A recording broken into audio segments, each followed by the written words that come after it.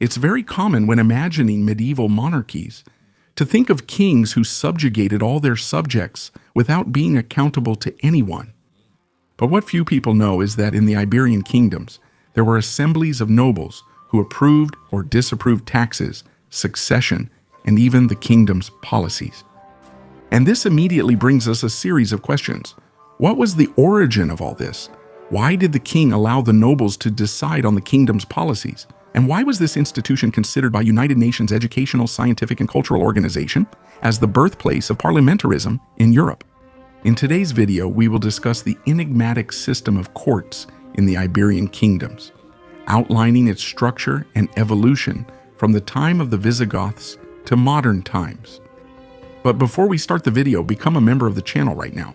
That way you can have access to exclusive content, including live classes. To delve even deeper into the behind the scenes of history, in order to understand the impact of the courts on the Iberian Peninsula, we need to go back to their origins. In the Visigothic kingdom, the Visigoths were a Germanic people who took power in the Iberian Peninsula and formed their kingdom after the fall of the Roman Empire in the 5th century.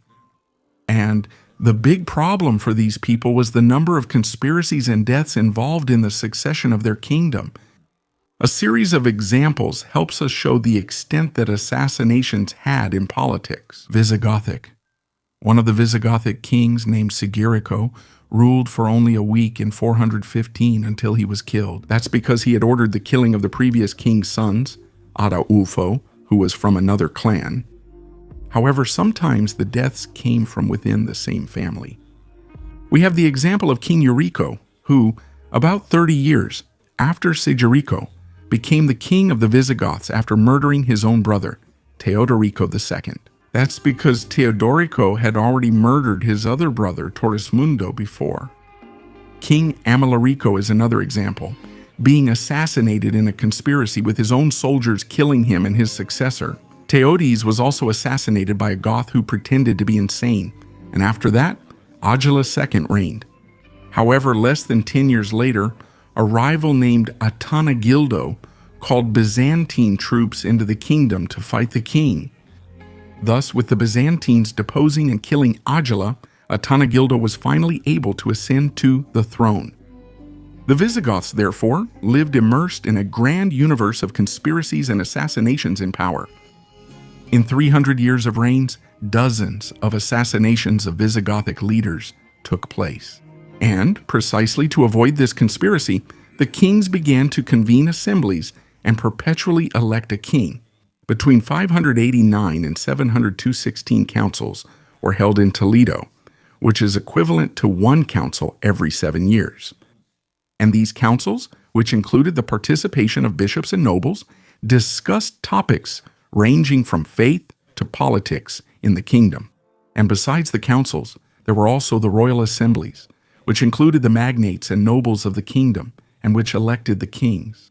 These Visigothic meetings were precisely intended to ensure that the king was elected with the highest legitimacy and that his kingdom was not predetermined. Put to the test because of political enemies, the Visigothic nobility itself was very strong and divided, which ended up harming the kingdom on many occasions. And in one of these occasions, noble supporters of Agila II invited the Moors to the Iberian Peninsula to depose King Rodrigo. And what's interesting is that when the Moors invaded the Iberian Peninsula, the Visigothic army was much larger and stronger, but it was so divided and with so many conspiracies it ended up being impossible. For example, when the Moors invaded with Tariq crossing the Strait of Gibraltar, the Count of Baetica, who was supposed to protect the territory, was fighting in the north, together with the king, against the Basques. That's because the king used to take the counts of the kingdom with him on his campaigns, not only to add strength, but also to avoid conspiracies while he was conducting a military campaign in other lands. And so, upon learning of the invasion, Rodrigo and the count preferred decided to go south to fight Tariq's troops. Thus, in 711, the famous Battle of Guadalete took place. In this battle, interestingly, even though the Visigothic king had more troops than the Muslims, he ended up being betrayed by a large number of nobles, with some switching sides because they believed the rival of the king was Agila II. and others simply abandoning the king to his own fate, perhaps convinced that they could easily regain power, maybe even Agilis II himself. And with the Moors defeating the Visigoths, they ended up establishing more than 700 years of domination in the Iberian Peninsula, thus beginning the Reconquista War. And the Asturian resistance, seeing itself as the successor of the Visigoths, would have a much more centralized monarchy. However, for the sake of cohesion, it would also organize some councils that involved the nobility of the kingdom. That's because the core of medieval monarchy, contractualism, vassalage, and submission, was a two-way street, where the noble had the duty of loyalty, but the king also had the duty to respect rights and privileges. Breaking this contract paved the way for resistance and even civil war.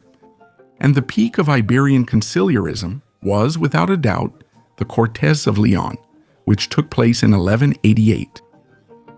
After coming to power, King Alfonso IX, facing attacks from his neighbors Castile and Portugal, decided to convene a royal council at the Basilica of Sant Isidore in León. And due to the seriousness of the situation, the king also summoned representatives of the wealthy merchants and traders from the main cities of the kingdom, thus uniting the three estates of the kingdom in one council. And so, in an innovative way, the Cortes of León dealt with issues such as the right to private property, the inviolability of the home, the right to appeal to justice before the king, and the king's obligation to consult the Cortes before going to war. That's why United Nations Educational, Scientific, and Cultural Organization recognized in 2013 the Cortes of León as the oldest manifestation of parliamentarism in the Middle Ages, even preceding the Magna Carta of John Lackland from 1215. However, it's important to note that, despite the summoning of the Cortes and the guarantees assumed by the Iberian kings, monarchical power was always more concentrated in this region of Europe than in others, largely because of the campaigns against the Moors. Thus, while the Cortes revived an important Visigothic tradition, serving almost as a union of the kingdom, power in the Iberian Peninsula remained more concentrated, precisely to avoid an excess of conciliarism and to prevent the kingdom from repeating the same mistake as the Visigoths. In this way, over time, the Cortes came to be relegated exclusively to times of crisis, requests for tax increases, and the recognition of heirs to the crown. In Portugal, during several moments of crisis, the Cortes were convened.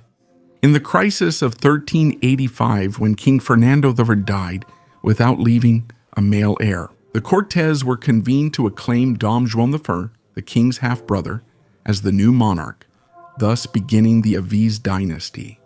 In the same way, before, during, and after the disaster of Tangier, where Prince Dom Fernando was held captive. In Morocco, Cortes were also convened to decide whether or not to surrender the city of Ceuta in exchange for his life. In Aragon, which was the most decentralized kingdom on the Iberian Peninsula, the Cortes played a much more significant role. In fact, other administrative bodies were created, such as the Generalitat of Aragon, whose function was to constantly oversee whether the king was complying with the laws, the charters, and the privileges of the various classes of the kingdom. The nobles in Aragon had a lot of power, and the king had very little. The situation of the Aragonese nobility was so different that, on occasions such as the Remensa revolt, the king of Aragon, Ferdinand II, like his predecessors, allied himself with the peasants against the nobles to reduce the power of the nobility.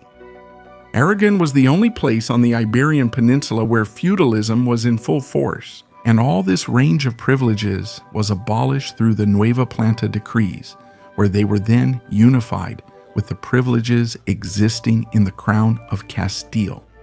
And the interest in making Aragon equal to Castile is due to the fact that the king had much more power in that kingdom.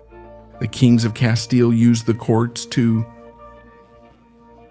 important matters, such as, for example, dynastic succession, the declaration of war, and above all, the approval of funds for military campaigns and tax increases. And the power and relevance of the courts are demonstrated even before the most powerful king in the world. Felipe II was king of Castile, Aragon, Navarre, Naples, Lord of Flanders, Duke of Milan, and king. And even with so much power to peacefully assume the crown of Portugal, he had to submit himself to the Portuguese Cortes, meeting in Tomar in 1581. And in Tomar, Felipe needs to swear that he will respect the customs, privileges, language, currency, laws, and freedoms of the Portuguese. Felipe promulgates, for example, the Philippine Ordinances, which are nothing more than an update and complement to the Manueline and Juvenile Ordinances. But he does this while respecting Portuguese laws, charters, and privileges. In Portugal, the courts were also essential for obtaining quick money in times of crisis. One example happened during the Restoration War, when the Portuguese regained their independence from the King of Castile during the Iberian Union. With Dom João IV taking the crown of Portugal, the king urgently needed money to fight against Castile, which was the greatest power in the world, and was bogged down in the 30 Years' War in Germany and the 80 Years' War in the Netherlands. Thus, one of the ways the crown could obtain more resources was by requesting help from the kingdom through the convening of the Cortes. According to historian Fernando Olival, in February 1641, the Cortes met to request a donation from the clergy to help with the defense of the kingdom. In 1653, a tax was established for 3 years, also for the defense in the war against Castile, and in 1668 with Castile's recognition of Portuguese independence. The Cortes are convened again to immediately abolish any tax meant to support the war effort. The Iberian medieval Cortes, although far from modern parliaments, shared a fundamental similarity with them. They were institutional spaces for negotiation, where different estates of the kingdom took part in the major decisions of the state. When they were convened, especially in times of crisis, they played a role that went far beyond mere formality and always forced the monarch to engage in dialogue and seek consensus. And this practice, inherited from the Visigothic tradition and adapted to the realities of each kingdom, helped to form the notion that royal power was not the result of isolated arbitrariness. The king could hold supreme authority, but its exercise was surrounded by commitments, privileges, pacts, and known limits. The courts functioned as a political and moral counterbalance, ensuring that major changes, whether in succession, war, or taxation, would not be decided by the mere will of the king. The courts, far from being mere rituals, were active instruments in the formation of a political culture that centuries later would find its full expression in contemporary militarism. And you? Did you know about the court system of the Iberian Peninsula? Did you imagine its scope? What surprised you the most? So, leave your comment right now to support our work and take the opportunity to become a member of the channel right now. That way, you'll be able to dive deeper and learn even more about the fascinating Iberian history.